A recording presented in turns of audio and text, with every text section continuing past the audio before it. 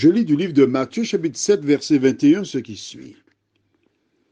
Ceux qui me disent « Seigneur, Seigneur » n'entreront pas tous dans le royaume des cieux, mais celui-là seul qui fait la volonté de mon Père qui est dans les cieux.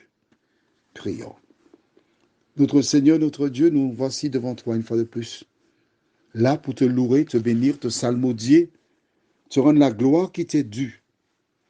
Toi qui fis tant de choses pour nous et qui prépare actuellement une place. Merci de nous conduire une fois de plus dans la compréhension de ta parole.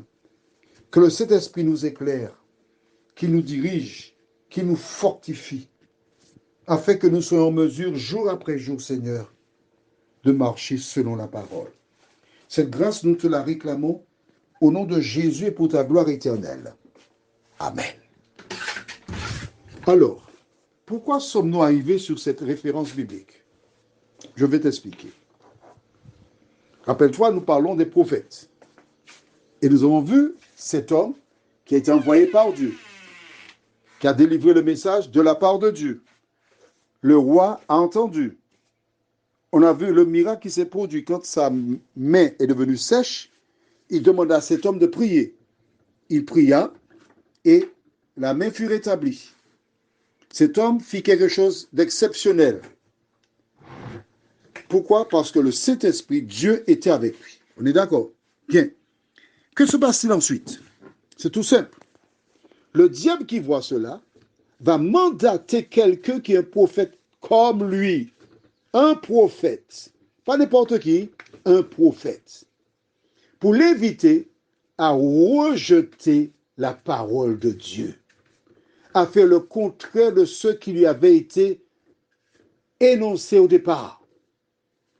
L'homme est tombé dans le panneau et il a perdu la vie.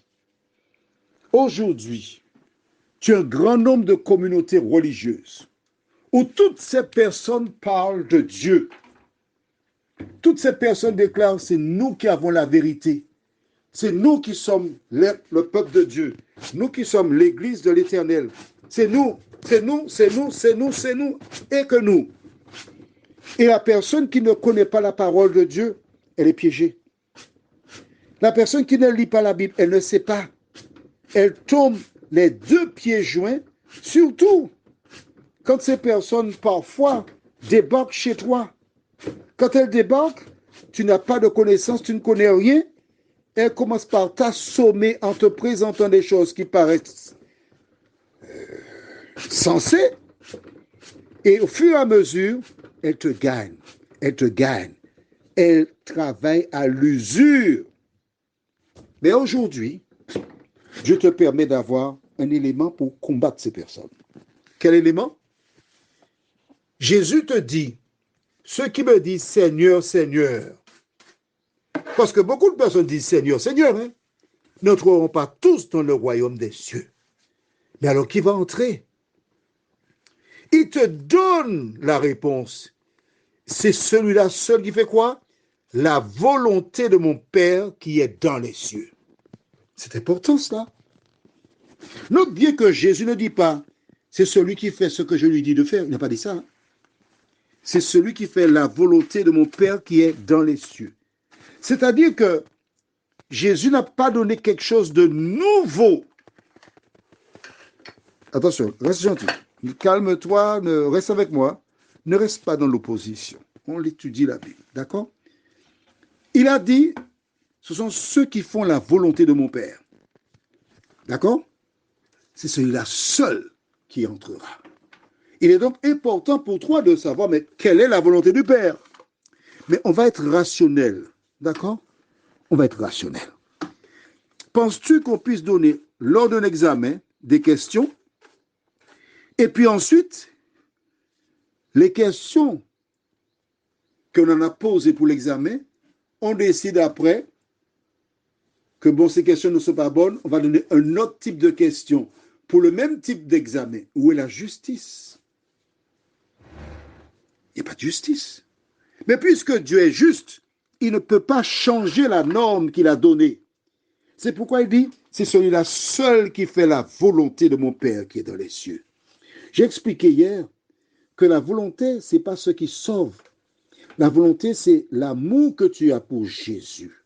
Et quand tu as l'amour pour Jésus, la norme que Dieu a mise en place, tout naturellement, tu le fais, non pas par contrainte, non pas pour gagner quelque chose, mais parce que tu aimes Jésus. Voilà pourquoi tu fonctionnes ainsi. Prions. Notre Seigneur, notre Dieu, nous sommes conscients qu'il y a beaucoup de personnes autour de nous qui disent « Nous avons la vérité », qui prennent la parole de Dieu comme le diable fit en présence de Jésus après son baptême. Et beaucoup de personnes ont peur. Beaucoup de personnes ne savent pas sur quel pied danser. Mais Seigneur, nous avons vu que cet homme, ce prophète, a perdu la vie parce qu'il s'est éloigné de la parole de Dieu. Il a écouté la parole des hommes. De nous aider, Seigneur, à écouter ta parole. De nous aider, Seigneur, à marcher que selon ta parole. Et si d'aventure nous avons une question, avant de nous engager quelque part, Seigneur, permets que tes enfants composent le plus 596 696 88 93 93. Car deux précautions valent beaucoup mieux qu'une seule. Seigneur, merci pour toutes choses.